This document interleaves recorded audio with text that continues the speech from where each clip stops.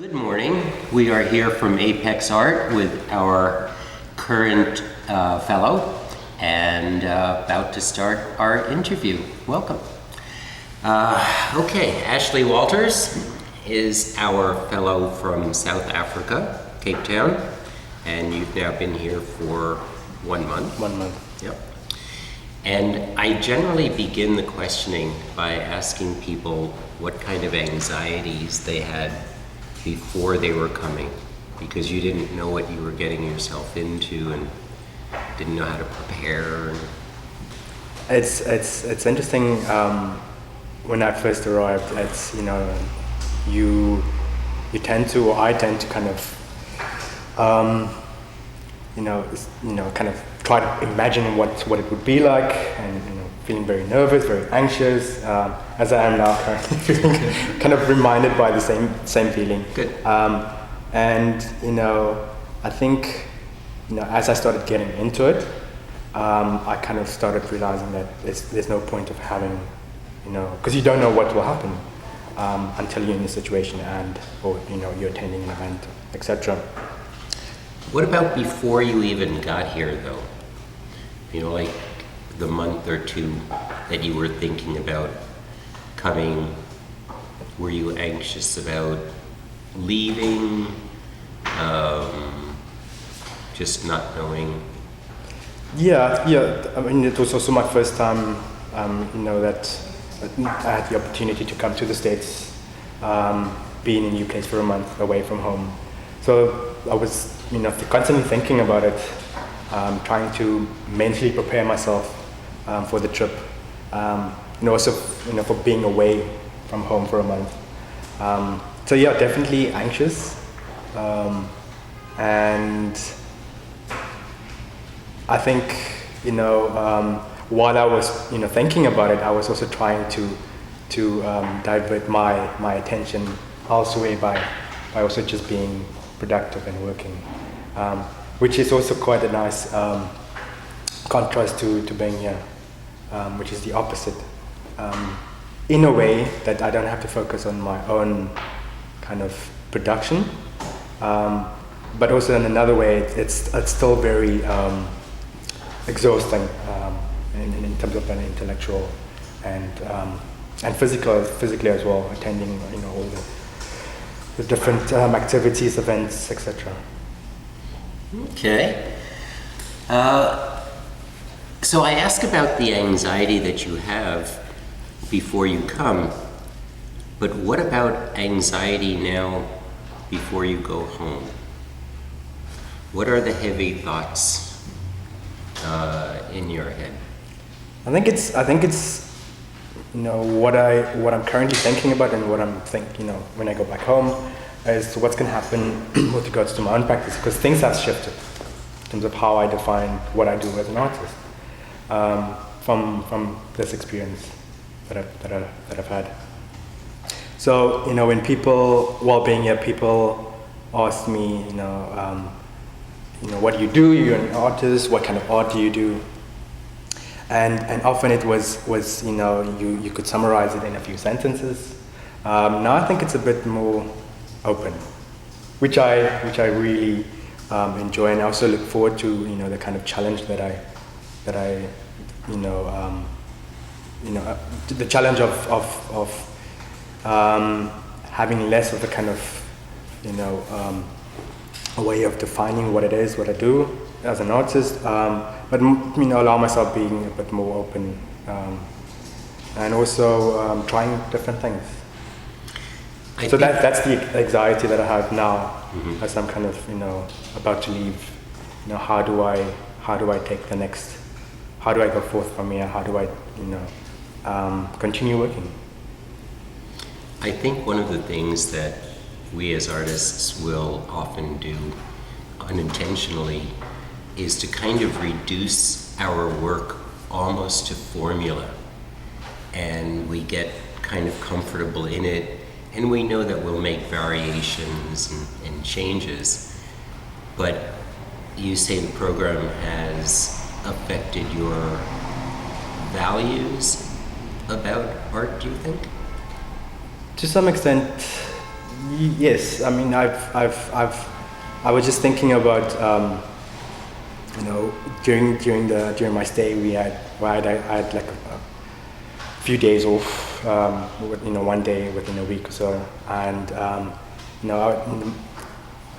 know, although I used most of those, the time to rest, I also used it as an opportunity to explore more and to kind of continue that, the program, kind of going to explore different things, going to different museums, etc. And when I went to MoMA, Museum of Modern Art, and started walking around, I really started thinking about, this thing about making art and what was being shown, and I think it's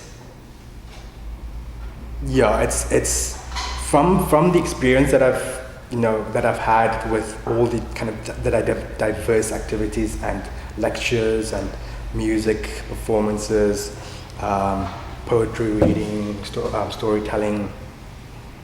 I think the idea that I have to continue to look more for not inspiration, but try to find kind of references elsewhere outside of the art domain, which I find is a kind of, or that I've seen as a kind of tendency to kind of focus on. We make art in relation to other, what's been done before, in relation to referencing other artists, and that's what we've been taught, or what I've been taught in art school.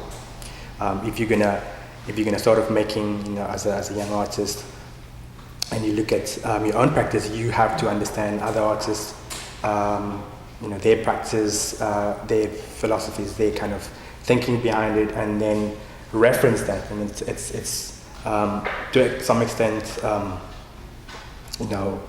required of you to reference, which I didn't always, quite understand why you have to at the beginning. Whereas there's so much outside of that, and I think, maybe knowing of it a bit is different to actually having experienced it in a more kind of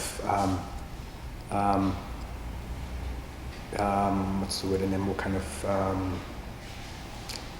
and that's the idea of if they just to make an example, some of the events I attended, I looked forward to, and others not so much until I've actually been there, listened to the lecture, etc. And there's, although you might not necessarily agree with something, you always take something from it. There's something that you learn, there's something that you can take from it. And then it's also interesting to see how all the different disciplines and things kind of fit into each other. And making those connections I find more interesting than just kind of going back to this, back to the drawing, literally going back to the drawing board, and referencing other artists. So yeah. Okay, so before you came, and people would make a comment like, "That's really American." What did it mean before? Assuming that people did say that, generally as I travel around the world, I will hear people say things like, "Oh, that's really American." And, I have an idea generally of what they mean. Is this an idea that you had before you came, that you had certain preconceived ideas maybe? Values? Not... Let me rephrase. What did you find when you got here that you weren't expecting? Were people friendlier? Were they not friendly? Were they more superficial? I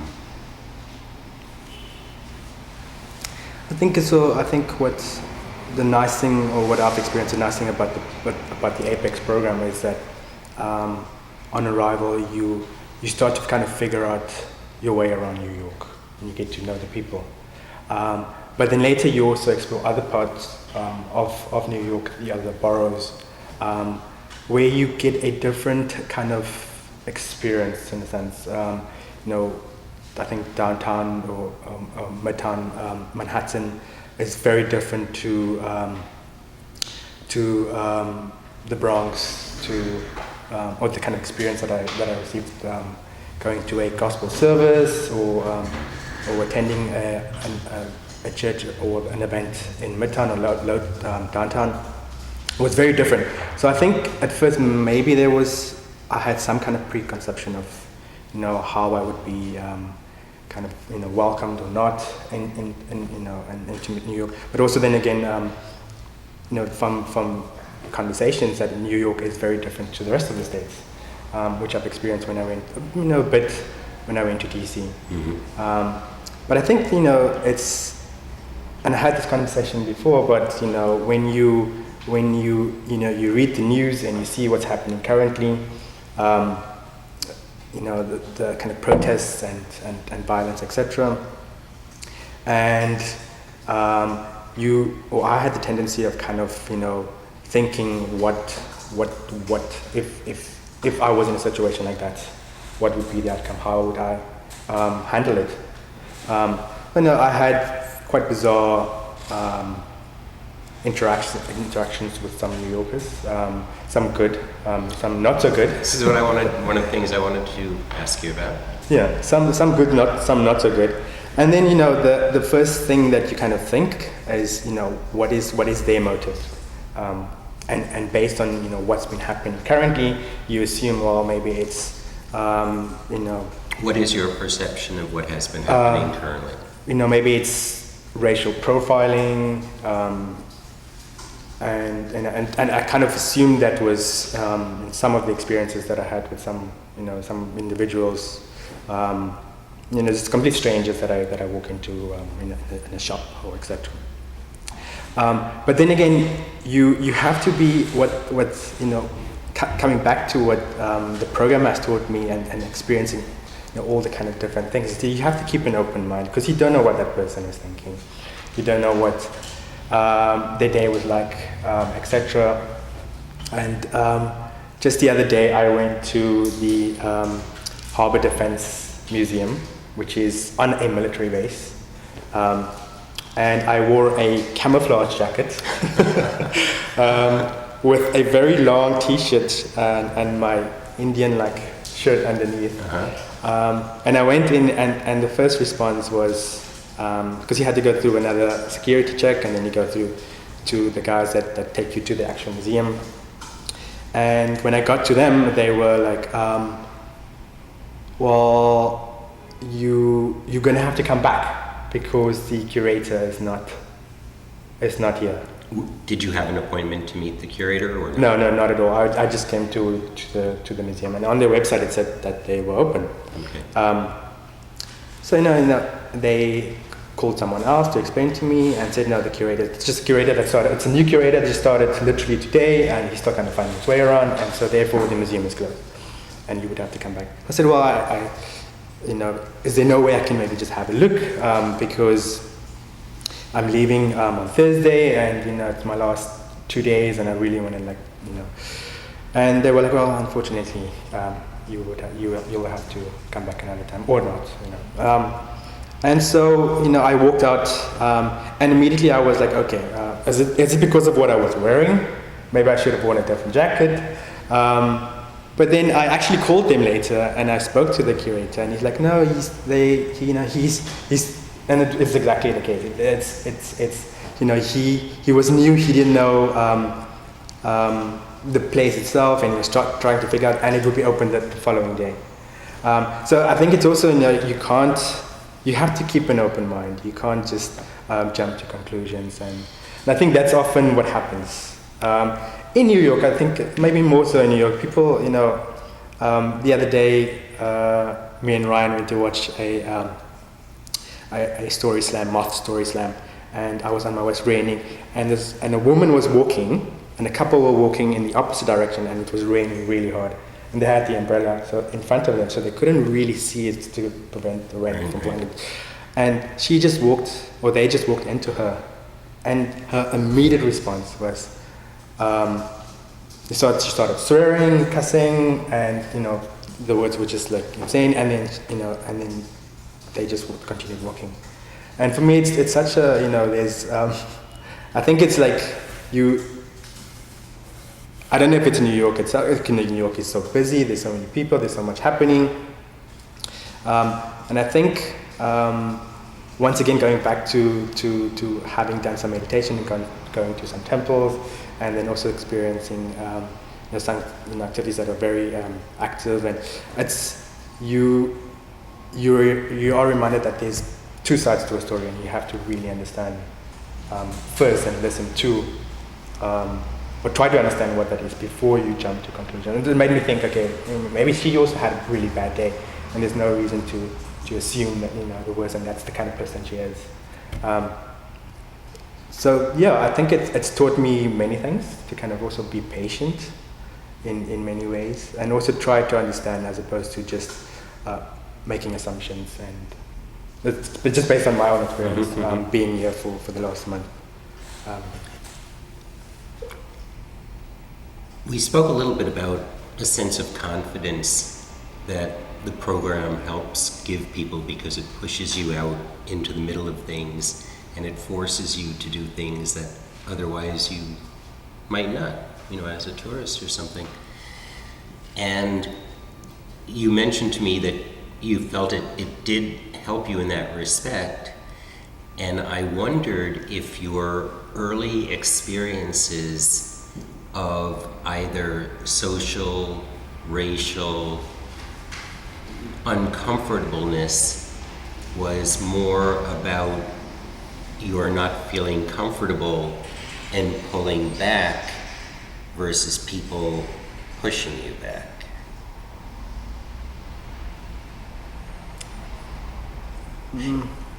And do you feel it less during the month? In other words, did you feel it more at the beginning and less now? Yeah, I think it's kind of like I mentioned, that it's you learn to kind of be patient and try to understand a situation, read into a situation, and I think it's I had this conversation with one of the previous Apex fellows, and you don't know. If it happens a couple of times, it's coincidence. But if it's a repeated thing, then you start questioning. Why is that? Why is it happening?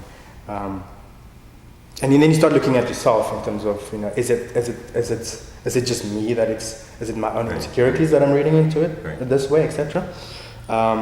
And so in many ways it teaches a lot about yourself and how you understand, and then also in that process you learn. And I think it's it's easy to kind of be that woman who just shouts and cusses, and then you carry on, and then it becomes it continues because it's easy to kind of let out, and that's the way of or you look at for in my case try to understand, look at the many options, the many kind of scenarios that plays out, and I kind of you sit there and you kind of play all these scenarios, but also like just being aware of the space that you're in. For example, when you're walking, and I had this a couple of times, you're walking beside someone, you're crossing the road at a pedestrian crossing, and you're standing really close to them, and you make a sudden movement, or you walk behind someone, and also not being aware of that, and we mentioned this before, the person gets a fright, and their reaction is what as to be expected. Once again, you don't know what they have experienced in the past to react in that way. Right. So also just kind of being aware of your own feelings, but also other people as well, and their kind of responses and their feelings and interactions. What is the perception of American racism? Because for me, it's really interesting. You're coming from one of the countries that had one of the biggest racial issues that was publicized in the world. And I mentioned to you that I was very heartened because we were in Africa when just before Mandela died, And I was very heartened by the way Africans dealt with the situation and the white population. What were your perceptions of racism in America? And I guess you're talking a little bit about your experience here, but I want to know what it is you came here with.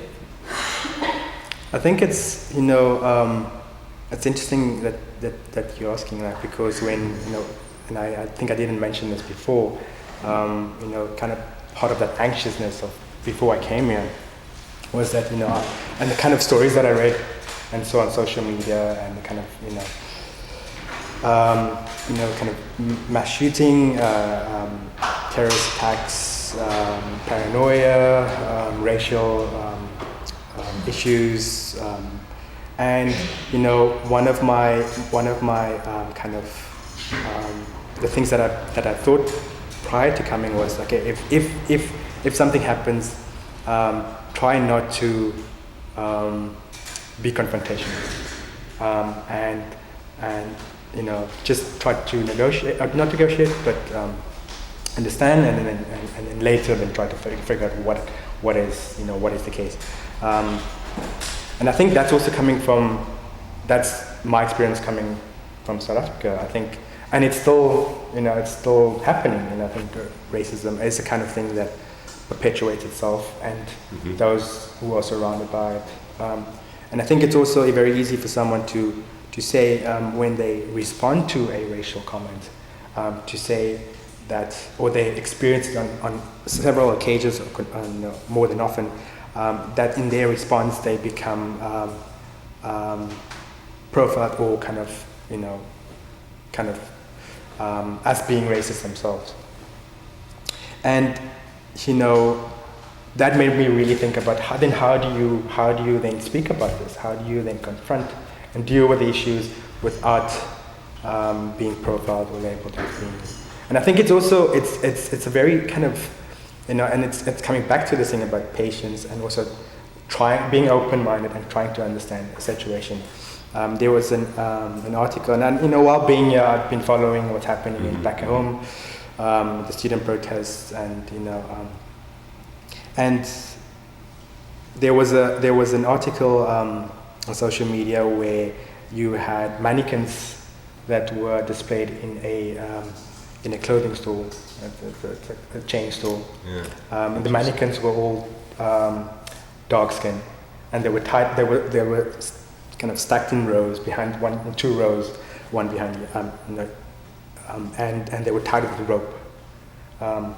And the shop or the market. Here? No, in Cape Town. Okay. And their motivation was that, the reasoning was that when they were questioned was that the ropes were like a support structure for Christmas decorations, but they didn't finish, and that was the image. But then there were so many questions that came. Why was all the mannequins dark skinned? Why were they kind of configured in that way? And then it's a reasonable comment, based on looking at the history and what's currently happening.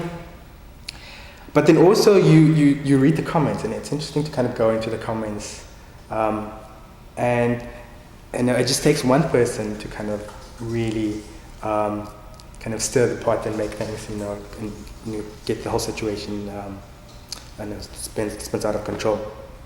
And one of the comments were, I think it was, it started for why the black mannequins or dark skinned mannequins, why the rope, why, etc., etc. And then someone said, you should issue an apology. I think the person demanded an apology directly or directed to him for seeing that in the store, and then it became a whole thing about you should apologize, and it became a kind of blame throwing and then pointing fingers, and then it's things just kind of got out of control. I think without kind of having that kind of response, and I think also the shop responded quite soon after they saw the comment, but as the kind of conversation progressed, you heard less and less from the shop owners, which I also thought was quite interesting. Did we determine whether the shop owners were black or not, and does it make a difference? I don't think it does. I think it's. I think we, looking at once again the history and kind of things that we still find in South Africa and Cape Town. I think it's we're still kind of going through a process of transformation and healing, and I think it's easy to kind of. And I think it's it's easy, and also you have to understand that there's a lot of anger as well. I think there's a lot of anger and for valid reasons. It's easy to then kind of feed off that anger and then go into in a direction which just once again perpetuates the situation and makes it that continues it. So I think it's I feel we should stop kind of pointing fingers and then also try to, and I'm jumping back and forth, but I had a really kind of interesting conversation with the abbot at the Sri Lankan Buddhist temple, Staten Island, and he said something which I, at the time, didn't agree. And he said, he tries not to kind of read and be involved with what's currently happening, with all the violence, the corruption, protests, etc. And at the same time, he spoke about this ignorance. Now, I don't know if he was referring to the self-ignorance or just the ignorance and ignorance in general. So that for me, that was Nick was kind of contradicting himself. But then it made sense because he said, in order for him to kind of continue and to do the work that he does, that's positive and uplifting, or trying to instill that kind of attitude into others, that's the reason he can't or doesn't allow himself to be surrounded by negativity. And so that made me really think about this racial issue and I'm not saying we should look the other way, but I think it's, trying to kind of have a conversation or have conversations and look at the bigger picture and trying to understand what is, what are the reasons, and listening to both sides of the story, I think that's really made me think in that way. And also just in terms of my experience being here as well, from that kind of being anxious and paranoid, and if something happens, what will my reaction be? How will I, respond to it? By just being, not getting confrontation, etc. And to being, maybe it's, maybe they just had a bad day, and a person who, kind of pushed you, or maybe they were just in a hurry, etc. And then you look at, okay, if that's not the issue, then what is the issue? And then you start addressing that, and then you have a reason to kind of be confrontational, I think, if you want to be. On an optimistic side, in the US, there's a lot of consciousness of the racial issues now. And the fact that there are so many legal and social responses, for me, is very optimistic, because a lot of these things never used to come to light. They were not considered, the white majority didn't consider it important enough to bring to the news, and now a lot of these things are being forced to the level of being considered. So even though it seems like there's a lot of racial activity going on now, I think it's part of the purge, of people really confronting it. And optimistically, I think this confrontation leads to a resolution better than when it was not dealt with. Yeah. So your sense of New York, your sense of the news, are you feeling that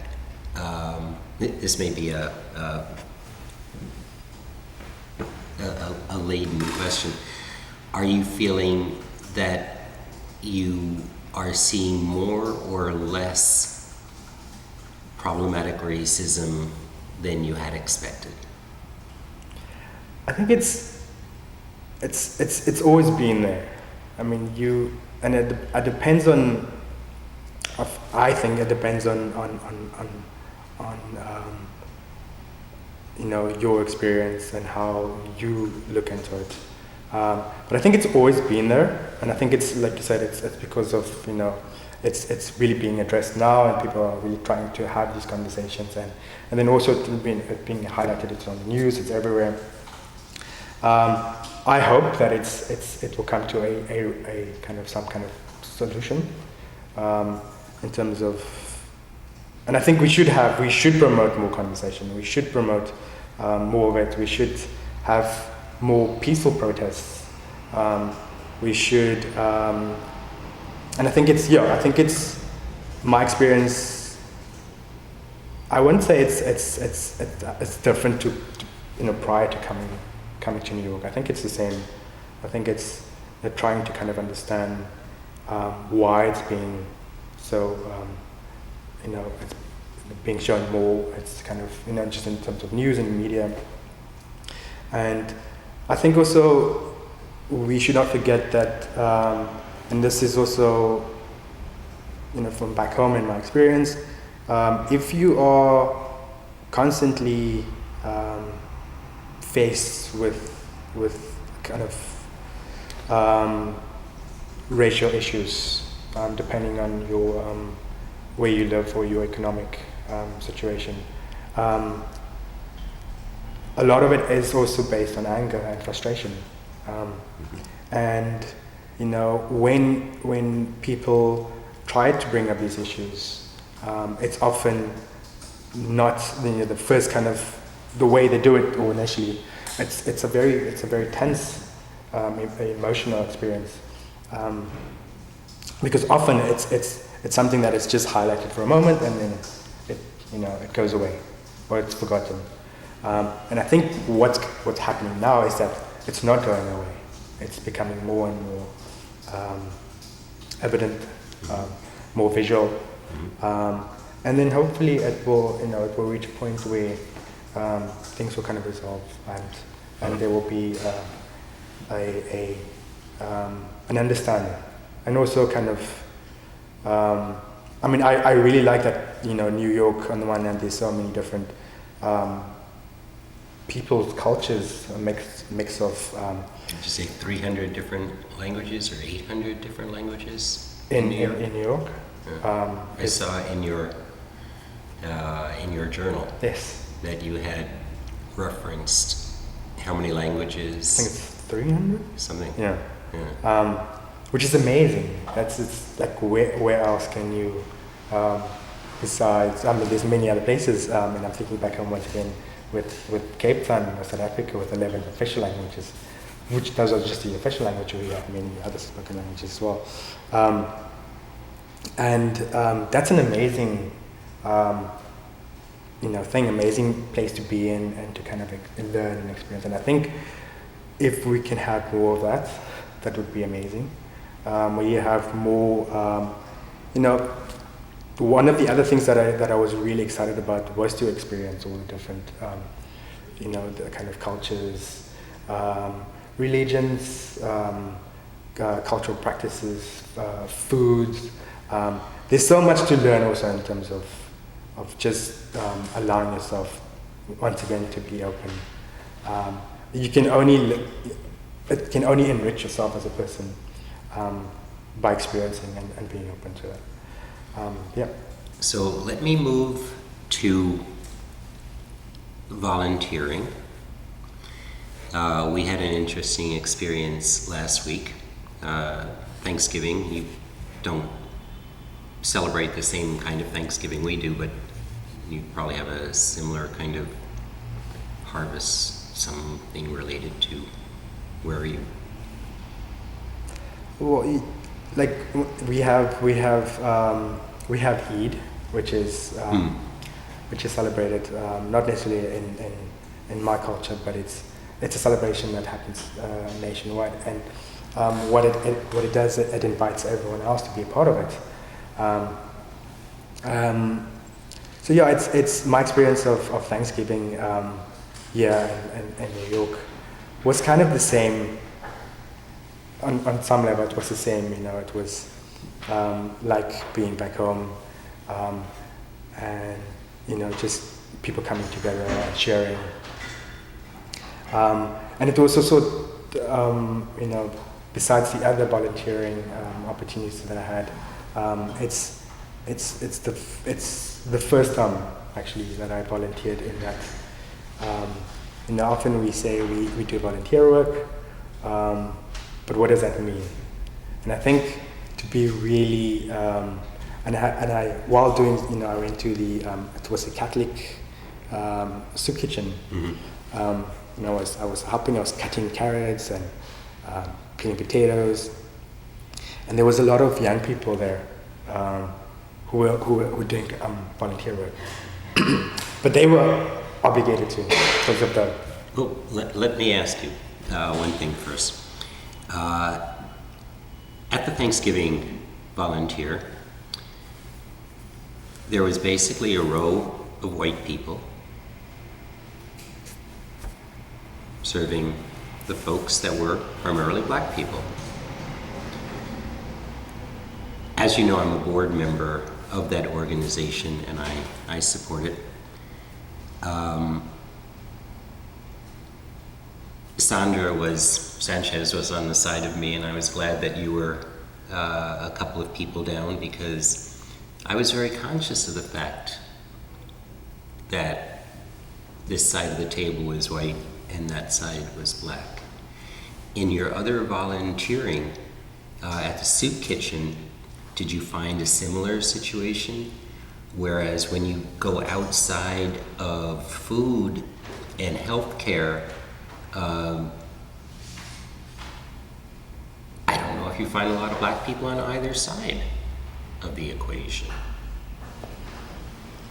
What did you find?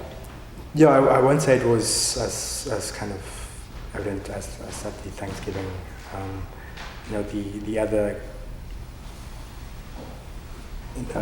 opportunities or where I had was kind of helped working in the kitchen. It was more diverse. Everyone was just around the table. Some of the people who came there, I think it was on a Sunday, and the homeless people who came there, they were very, they felt very comfortable. They could just go to the fridge, help themselves, and that was amazing. That everyone was just like really comfortable and working together. I think it was a little bit less so at the Thanksgiving, that people were kind of on the one side, and then later kind of, even myself, a bit hesitant to kind of go and join everyone else, because I wanted to continue, making sure that they have food first and then go back, but forgetting that they, the people who came to celebrate and some of the homeless people could also serve themselves. And I think, at first, I wasn't maybe as aware, pointing it out now.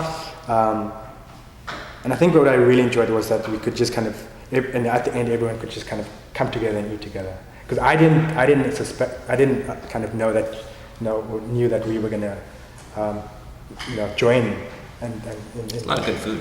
A lot of good food, and so I really enjoyed that part. And I think in most cases it was, my response to it wasn't a good. It wasn't, there was a divide or anything. I think maybe if it came off like that at first, things quickly kind of, turned around and people just started having conversations. And will you do volunteer work when you go home, do you think, like that? I think, kind of going back to what I wanted to say, that what our perception of volunteer work is, we try to justify what we do, that the things that we do that kind of benefits ourselves, and then we kind of through that donate something, we think that that is volunteer work, and I think many artists tend to think that way. And I think what volunteer work is giving up your time and not announcing that necessarily, or not promoting it in any way. Cameras. No cameras, just being there without even, saying what you do, or who you are, and just being there as a person, as a human, and working with other people, to kind of offer your time in a way that is maybe more valuable to others than you would think. And that's all, kind of going back to what the abbot said, it's, you can only help others to what you are, in relation to your own capacity. You got to start somewhere, and this, if you try to kind of go to the, try to like save the world, or in that way, you got to start small, and it's like small things like time, your time, that is.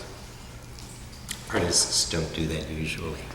Nothing. That's really what I enjoyed. I think it's one of the things that I really enjoyed and really got into it. I think just on a kind of emotional, and also on a kind of it became a very peaceful thing. Like for myself, it became a very, you could just have a conversation with someone, and there was nothing like kind of like no kind of divide between what your economic situation, your race, culture, etc. It was just, we all came together, we had, and we wanted to be here to do something good. And I think I really enjoyed that. Give me an activity that you hated. I don't think there was, I think Hades is the first. I don't think there was any. I think maybe there was some, very few that I maybe struggled with trying to understand, like the investing in stock, and also the, and maybe there was another lecture that I attended, and there was so much, because it's something outside of my comfort zone. We need to find a book, just a basic book that we'll get and give to our fellows, financial, just basic terms and things, because we think it's important for artists to break that kind of glass wall and make more of a connection to I think, I definitely had, or I definitely have an interest. I think it's, it was fascinating learning, but there was so much in terms of the kind of, the terminology that was being used, and just kind of, I think during that intro lecture was that the assumption was made that most of the people who attended knew or had some kind of basic understanding, and to some extent. And but the other thing that I enjoyed was that, how some of the events and activities kind of fit into each other, and you could reference or kind of draw links between and learn more about. It's because of Elizabeth. Thank you very much. I went to go watch, and I mentioned this before, during the investing in stock lecture, the lecturer happened to speak about Apple and Apple products and their stock, and kind of use that as an example. And just prior to that, I watched the movie of Steve Jobs, which was a great kind of introduction to understanding, just in terms of his thinking, and then kind of looking at the bigger picture. And there were several things like where you could make those connections and draw links between the different events, whether that was by chance or not. I think what I enjoyed was that by attending all of these different kind of, activities, events, lectures, you allow yourself to make those connections, even more so if you haven't. And that's how I think I would like to continue in terms of my own practice, and learn more. There's so much information online for you to learn about that kind of activity. So another activity that you didn't expect to like as much as you did. It's going to be quite a few. I think a lot of the physical activities I enjoyed very much, and proved quite challenging in many ways. I thought tennis wasn't as challenging. I ended up enjoying myself. Had an amazing time. There are a lot of tennis pros coming from South Africa now. No? I'm not sure. I don't really follow the tennis. But it's also another activity that I thought that was quite intimidating was there was the tango lessons. Because what happens is not only do you learn tango in a very short time period, but you have to be very close with a complete stranger. Because that's, tango is you have to be. So you learn to kind of respect someone else's space, negotiate that. You get to know someone very quickly in a very awkward situation. And who is your partner? I think her name was also Sine. She's from Turkey. And I think you in many ways you meet people, make friends, and then to kind of go to the other activity was the improvisation class, which was the one thing that I was very anxious about, and I believe I'm a very very bad actor, and I think when I'm aware of that and I'm put on a stage, I'm very conscious that I'm going to be performing horrible or bad, and you go through a process of playing different games and exercises that actually allows you to kind of deal with those kind of issues of being in front of a crowd, and it was the one thing that I still find, one of the many things that I still find very challenging, and to some point, something that I don't necessarily want to experience in that way, but I will go back and I will see it as a challenge to continue and learn more from it. But it also teaches you other things as well, of having conversations. I think one of the things that one of the issues that I have is when I don't know if it's now still the same, but when I have conversation with people, they struggle to hear me, and so that really helps you with doing that. To kind of speak out loud and be in front of and improv and trying to figure out a situation, being quite quick on your feet and thinking, problem solving, etc. There's so many things that you can learn from doing that, and that's a good challenge, and that's something I would like to continue. One of the many things I would like to continue. You see in a way that our program is not about the specific things that you will do, but about that overall sense of opening yourself up to trying new things, to doing things that you wouldn't have expected to enjoy, and to find really that there are a lot of components that can be incorporated into your artwork, as you were talking. And it's an interesting thing, because as you begin to include things outside of the art world in your work, you kind of look at the art world as all of a sudden being very small. Are you experiencing that? Is that a little bit of what I got from... Yeah, I think, I agree, and I think is being exposed to so many different things. The idea, or what I got from it, is not to specialize in any one of those things or continue to focus just on one thing. Also, you don't remember or everything that you've done throughout in so much detail. But it's more the kind of overall experience, whether it's an image that you see, a sound that you hear, a conversation, And it's those kind of things, it's the overall kind of experience, like you mentioned, that kind of comes back into kind of feeding your own thinking. And the more you do that, I think the more you kind of move away from this idea of that, art for art's sake, making art to be shown in a gallery, on the wall. And you appreciate it for, you appreciate your own practice in so many ways I didn't before. And then re-looking and revisiting that. And then, and I think, it is a shift from what I understood art to be in terms of contemporary practice, how it should be displayed, how it should be showed in a gallery, working with galleries, and the whole system. I think it is small, and I think there's a lot more. I think there's a lot more in terms of how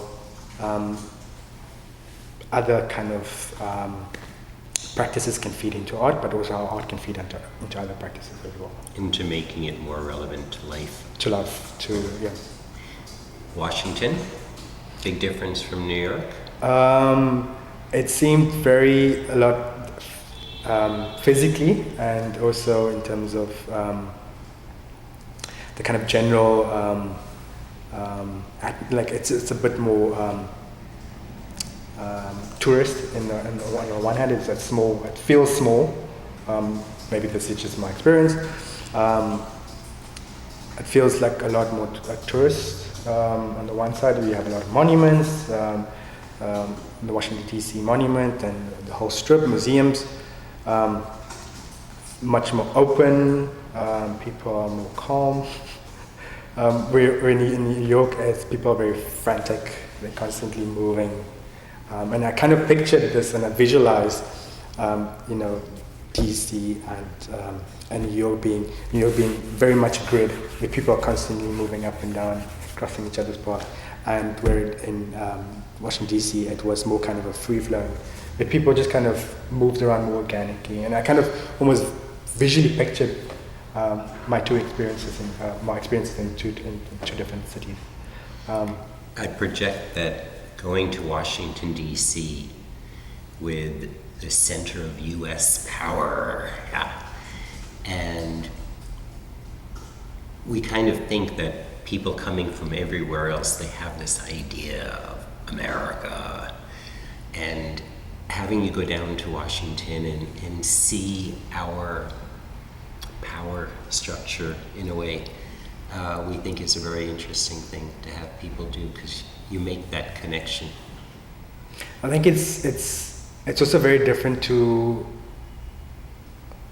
if you've never been there and how you experience it after being there. It's a very different. Everything seems very. I went there, and my experience of DC or Washington DC is through film, popular film, Hollywood, etc. And then, and to most extent, and you go there, and it's very different. It's almost the opposite to what this sensationalism of what Washington is, and actually it's quite the opposite. I don't know if it's because you don't actually see the administration and what happens behind closed doors, but overall it was a very kind of peaceful environment to some extent.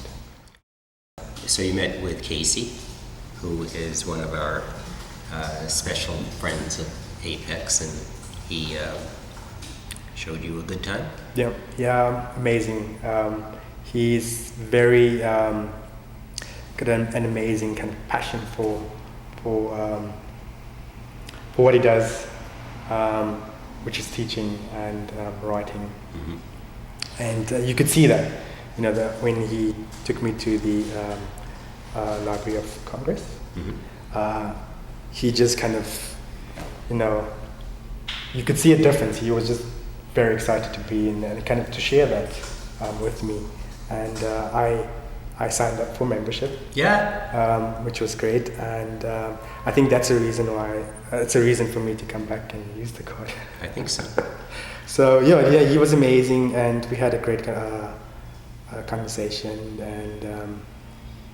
and more so, more on a kind of less of a more an informal kind of, and less of a kind of like I thought when I arrived in Washington, it's going to be like, okay, you need to go here, see this, and then move on.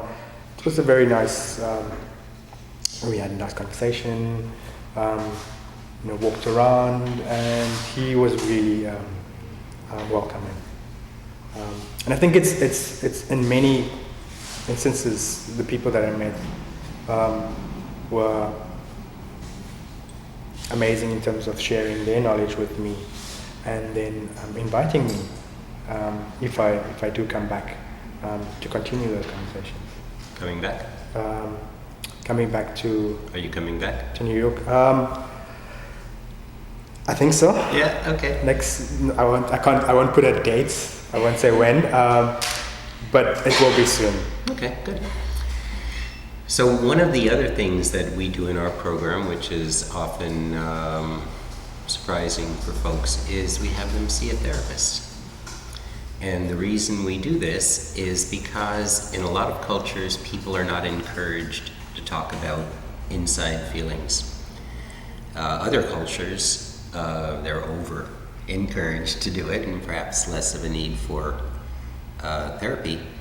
But for artists, often there's an alienating aspect to being an artist wherever you are, and your concerns are different than people to some degree that are going out and have their job every day, and they go and do it, and they know what they're doing, and things are pretty clear. We certainly don't have people go to a therapist because we think there is something wrong with people. It's just another experience, opportunity like everything else. Without going into specifics, because it is a private experience for you, what would you say to other people, other artists, about such an experience, why they might benefit?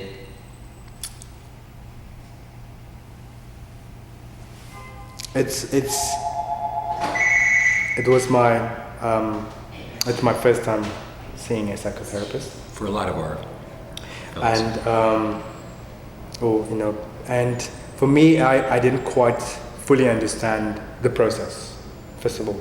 So for me, it was, I just went to have a conversation. And I think what I then later realized that there was, through doing that in itself was the answer. The kind of the kind of therapy or trying to understand yourself or oneself, or what you're doing, or what it is that you're trying to say. And and every time I went, it was a question of, okay, so I'm going to have a conversation. I'm going to continue this conversation, and then. And I think I started enjoying more and more having those conversations in a way that doesn't allow you to have, whether it's with, which is different to having it with a friend or having that conversation with your partner. And I think it's definitely worth keeping an open mind and embracing that opportunity to have those conversations, which we often don't. And I think what I've experienced was that,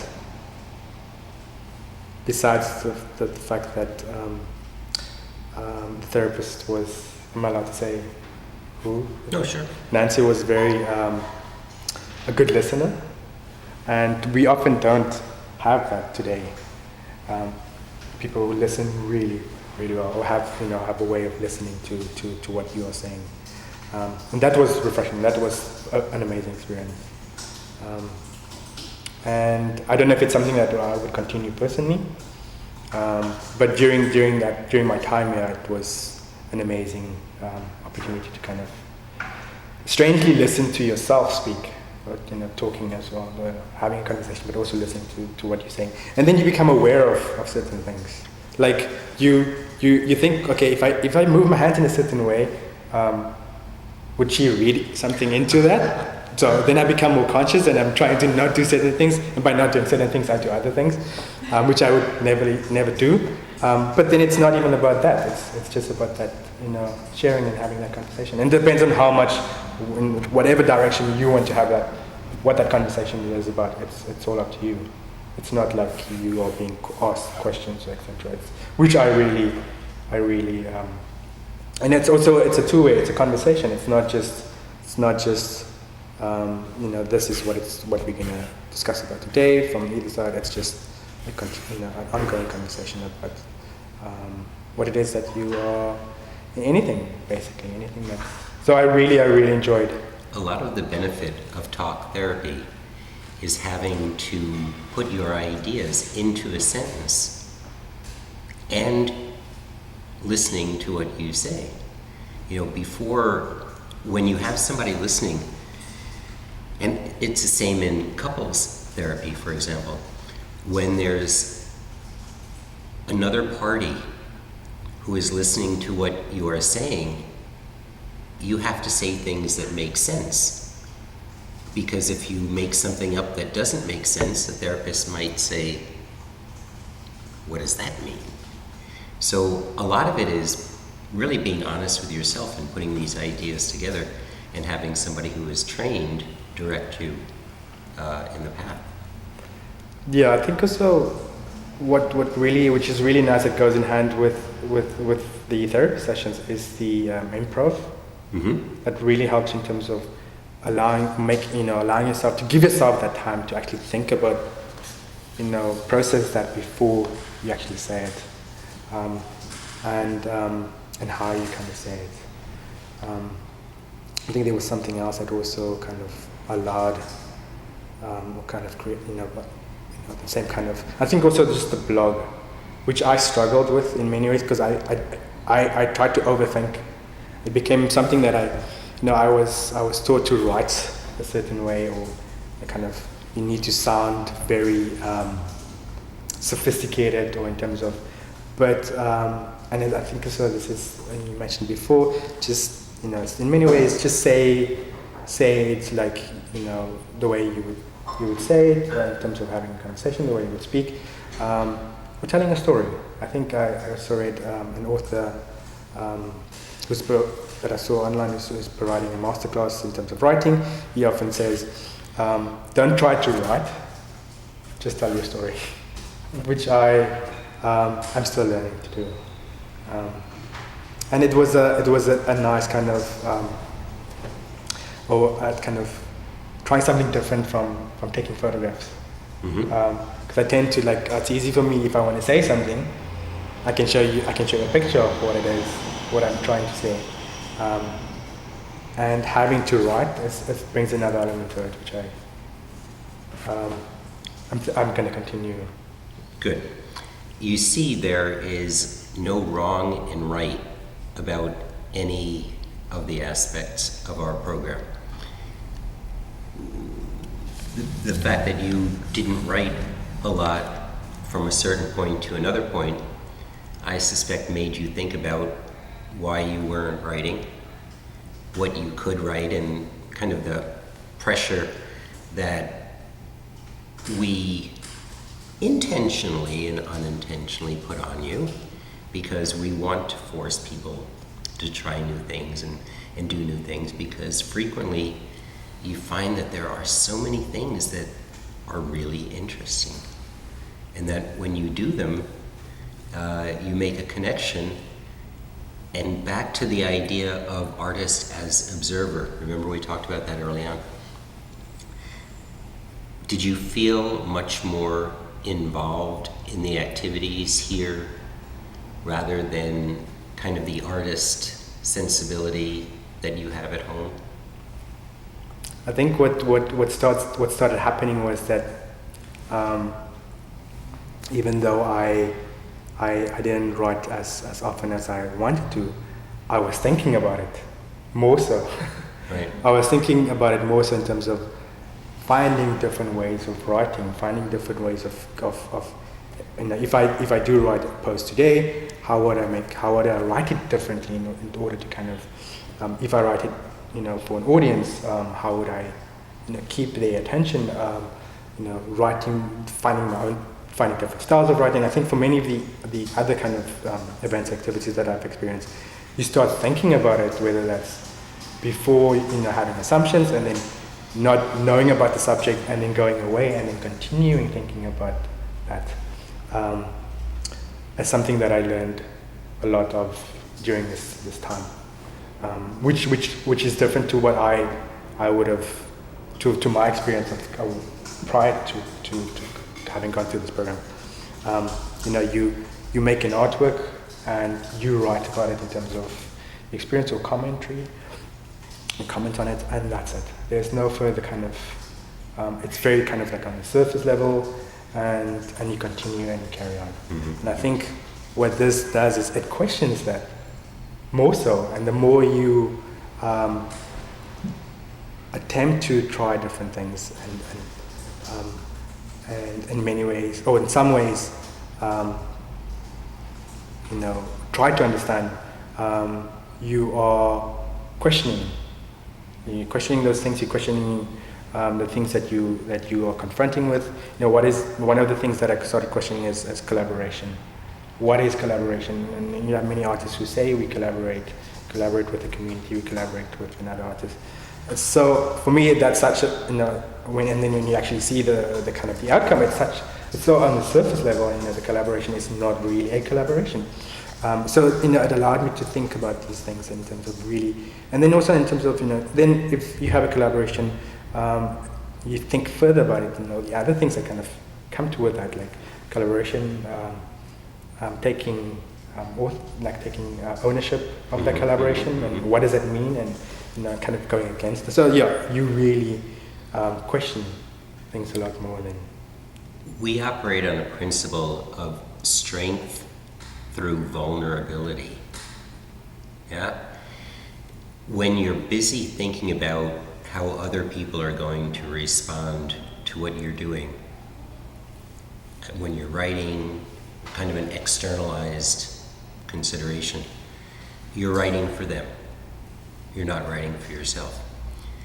And the more vulnerable you are, the more you express the things that are going on in your head, the more strength you get from people, because they're also having these feelings, and you become more relatable and you become stronger because you're voicing these feelings.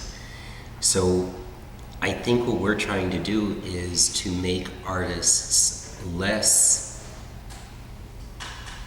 disconnected to the real world, and to not be concerned with what other people are thinking about us, because generally they're not thinking about us, they're busy thinking about themselves. And if you can give them information in respect to themselves, i.e. your feelings, that will give you that much more strength. So you're going to continue writing? Yeah, I think definitely writing and many other things. Good. Including, just to mention, a handful, dancing. Your girlfriend will be happy to hear that? But she's a dancer. And then also the, kind of, besides the kind of, like the different subjects, I went to the Science Museum, and trying to understand more, and by doing and being there. And there's a lot of other things that I'm planning to continue, but not in such a structured way, but just kind of even if it's something completely different, but being in that kind of environment where I allow things to happen, but also kind of experience something like that. It's good when you don't know things and you put yourself in the situation, especially after a program like this. to feel more comfortable about not knowing. You know, we often feel insecure when we go into someplace, so we avoid it. But that insecure feeling is a very liberating one, because then you come out with new experiences and new Yeah, things. I agree. It's. I had the experience of, and I think maybe as a kind of feedback to other fellows, I think towards the end, you start, getting more comfortable with understanding New York, and what starts happening is like you often have people asking you for directions, and you are able to provide them with directions, which is quite an amazing experience. But also at the same time, it's towards the end you start feeling like you are getting comfortable, and then automatically like you are doing things you didn't expect. What was the other thing I did? I just tried to kind of, it just became this thing where, without even being aware of conscious, that I just started doing things that I've never done before, or and I think also like my other experience was going to Washington, where on the weekends the trains are delayed or they're working on them, and because you've been in that situation, you know how to deal with it. And I had to work out very quickly an alternative route, because I knew if I didn't, I would miss the bus, and I couldn't go to. And those are the kind of things that you get from it, from experiencing different things. And the more you do it, the more you. I think it's going back to the strength of being vulnerable, and that's what you take from it, and that's how you learn. That's how I learn. Okay, now the challenge for you is to retain that sensibility when you go home. Not to get back into a familiar situation, get back into a familiar routine, and not put yourself and your girlfriend in those new situations. I think that's. I think in many ways it's easy for people to kind of fall back into a comfort zone, and towards the end it felt a bit, this idea of going back to a routine, but if I could put it this way, boring. Mm-hmm. Like for myself, like mm-hmm. there was no interest there. Mm-hmm. I've experienced this before. I've done this before, and so I think that's the kind of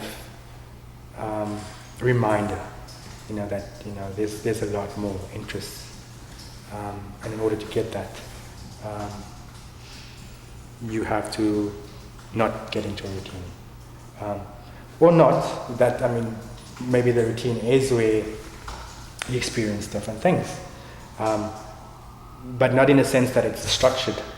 You don't know what's going to happen the next day. All you know is that you're going to experience or learn something new. We say to people, half joking but mostly serious, that when you go home, you will experience some time of depression. Because we bring you to a place, we create a really exciting situation where everybody's dealing with you. You're the center of the activity. And then we send you home. So people always have this kind of, depression sort of thing. We tell you on our program, you're going to be bored, lonely, and depressed at some point. Then we tell you we're going to send you home and you're going to be depressed. And it's kind of like, well, why do you have this program? You're just making people depressed. But it's only for a short time, and we think that it really is a very therapeutic kind of process for people. The challenge I want to give to you,